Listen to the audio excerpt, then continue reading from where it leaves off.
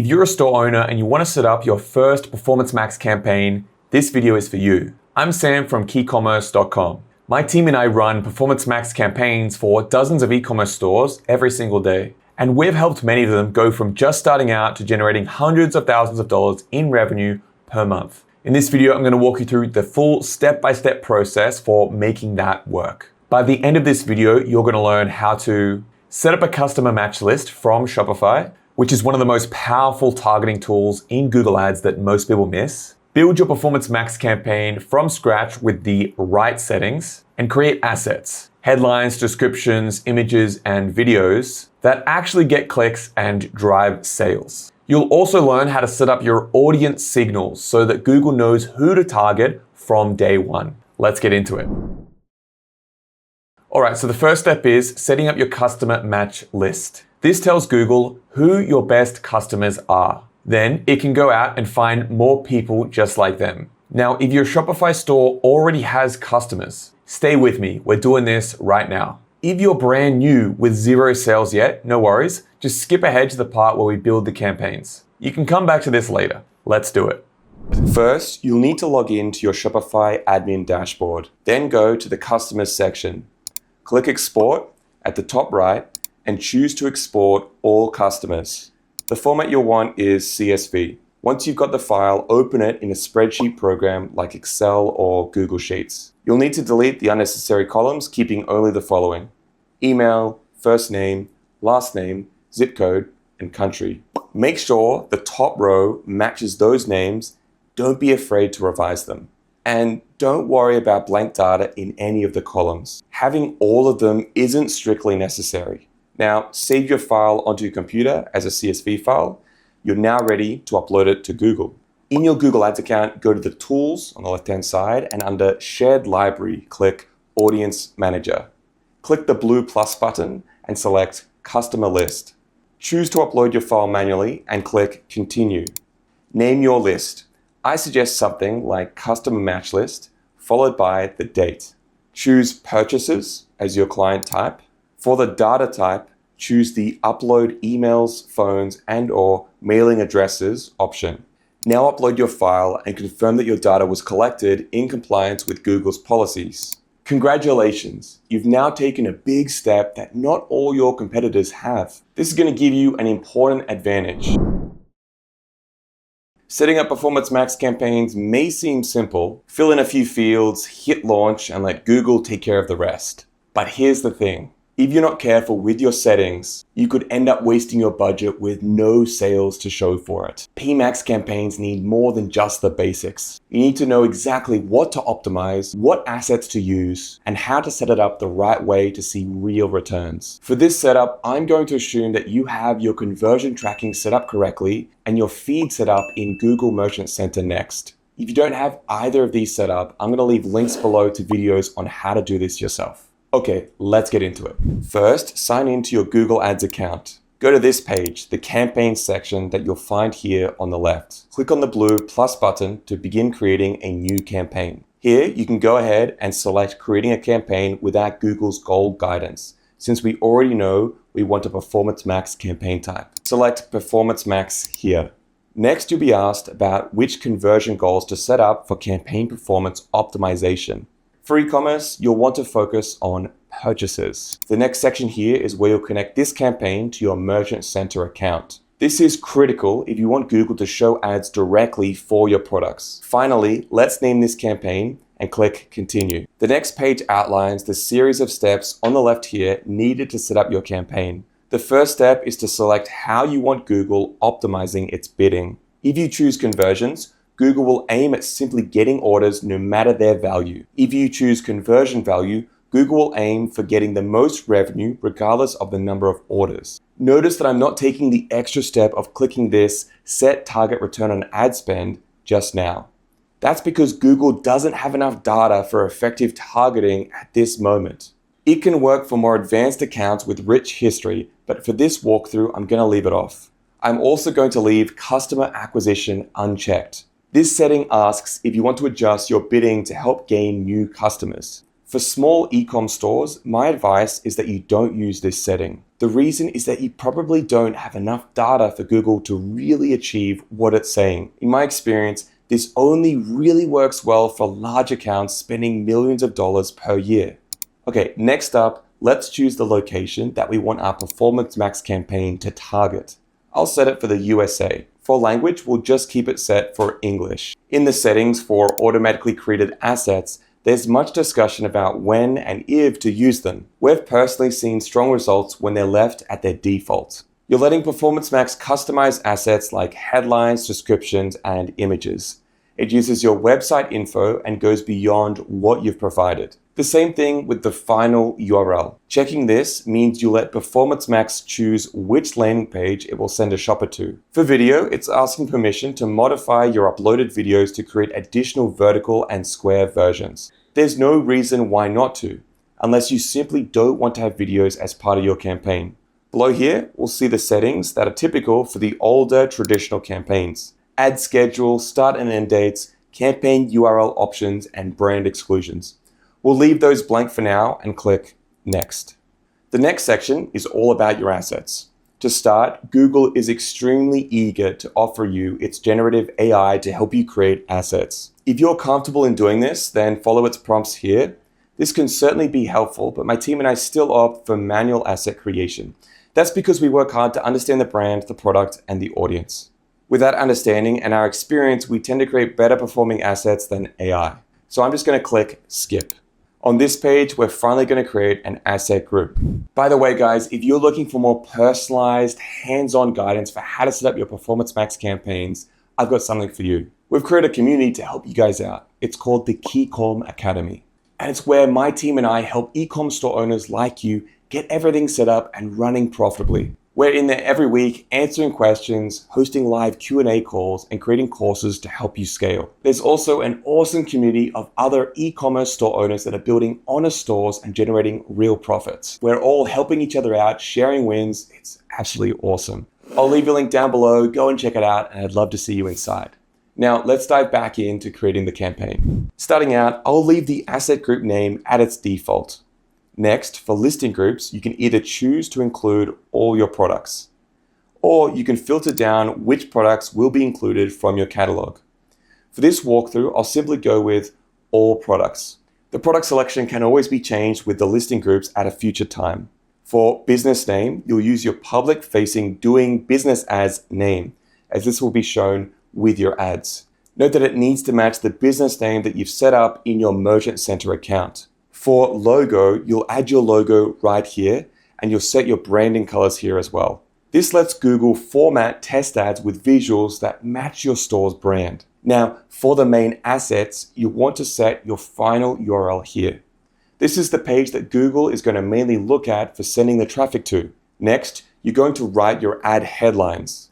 You don't need to fill out all 15 headlines, but it is recommended to do that if you have great copy to use. Anything that promotes your unique selling proposition, definitely put them in. Also, any benefit that will attract a shopper, such as free shipping, fast delivery, or price match guarantees. These should all go in these headlines. Google will test mix and match versions of these headlines to find the optimal combinations. We talk more about reviewing these combinations for optimizing PMax campaigns in another video.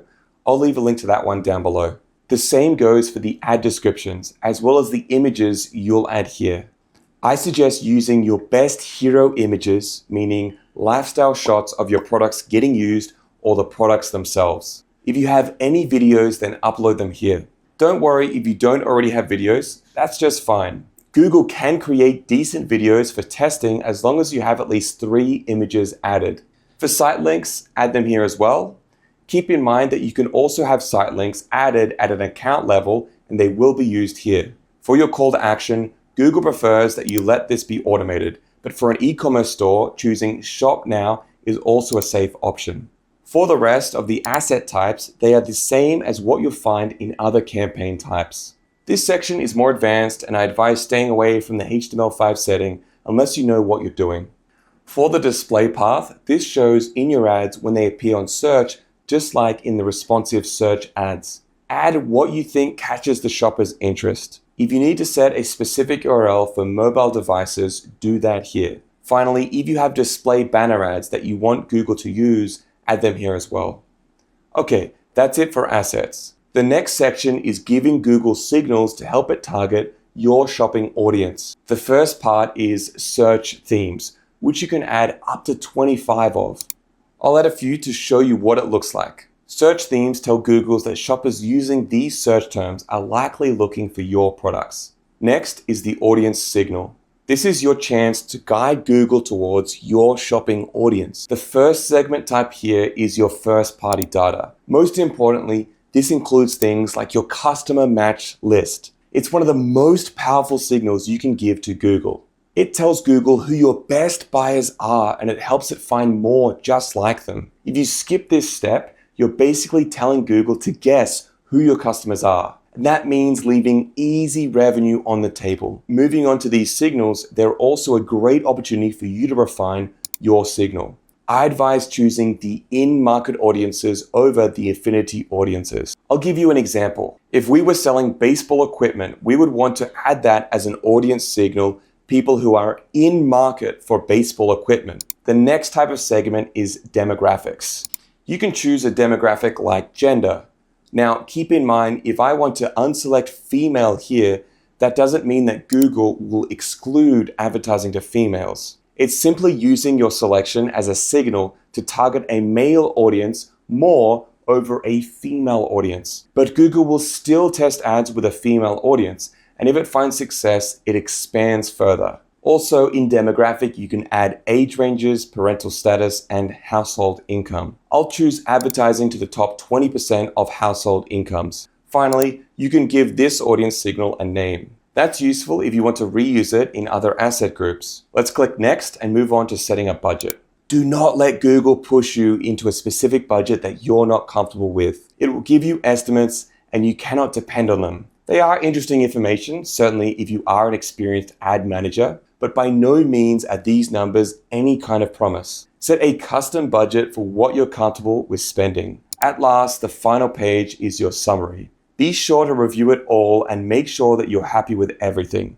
If Google's unhappy with anything, such as not enough assets, it will stop here and make you go back. Once you've taken care of everything that it has taken issue with, you can then hit Publish Campaign. You've now completed your Performance Max campaign with its first ad asset group.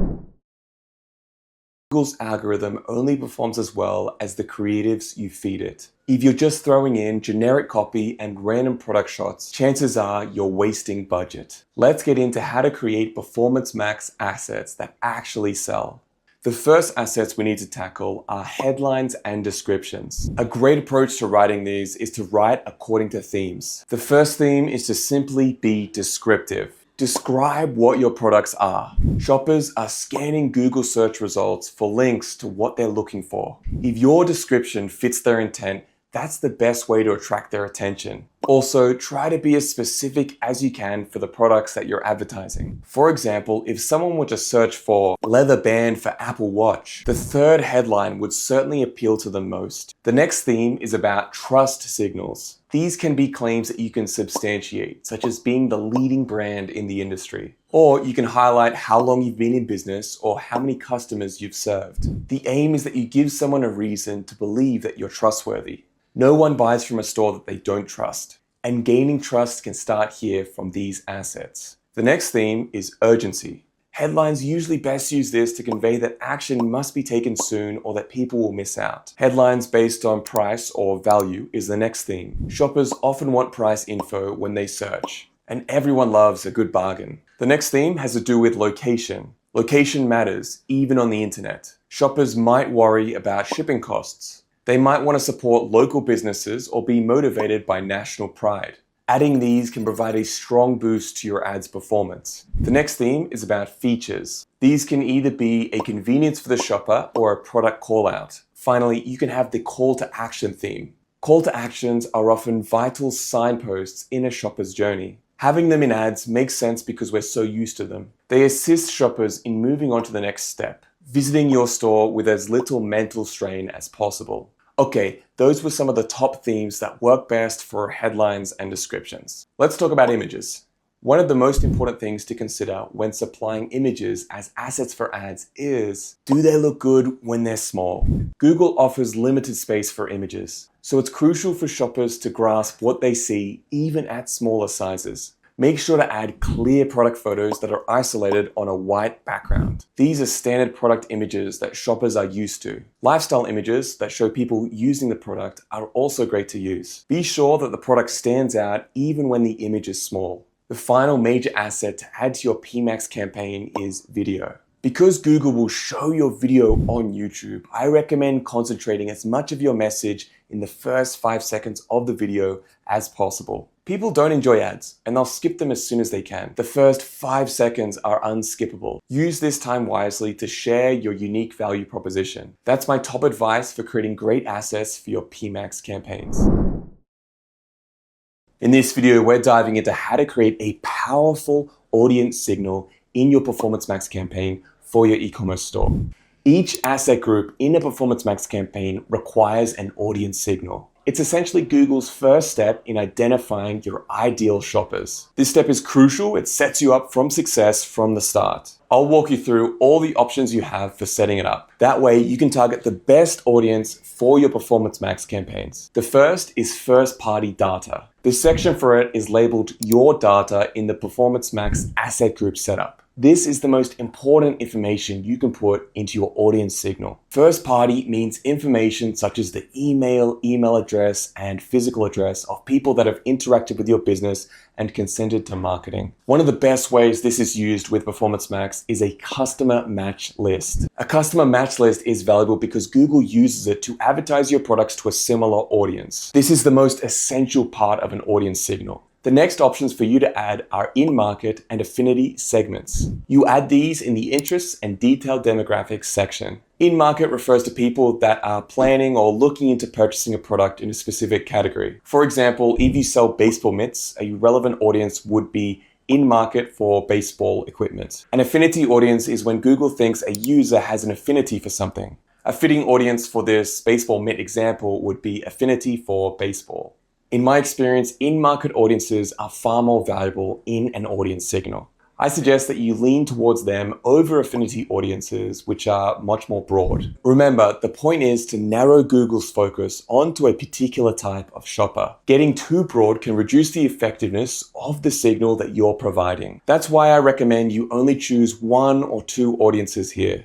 A common mistake I see people make is adding dozens of these lists. Great audience signals are kept tight and specific. Now, there are other segment types in this section that you can also add. They are detailed demographics, which covers attributes such as being single or married. And the other is life event audiences. These are people that Google believes are going through or have been through significant life events. For example, getting married, getting a new pet, or buying a new home. Now, let's talk about demographics. The system includes all demographics by default, but you can narrow down the audience signal based on age, gender, household income, parental status. Keep in mind that if you limit any of these demographics, that doesn't mean that your ads won't show to them. This is a signal of where you want Performance Max to start ad testing with an audience. That's why it's called an audience signal. It's one of the biggest ways that you can affect the performance of your Performance Max campaign for your e-commerce store. For all segments, I recommend that you regularly review and refine them in your asset groups. Guys, if you have any questions about audience signals, please leave them down below. And if you're already doing 20K a month in sales and you want to grow to 7 figures and beyond, get in touch with my team and I. We do this for e-commerce stores of all different industries, and I'd love to talk with you about how we could do this for your store. Thanks for watching, guys, and I'll see you in the next video. Bye for now. Make sure to check out our other videos. This one here might be especially useful for you.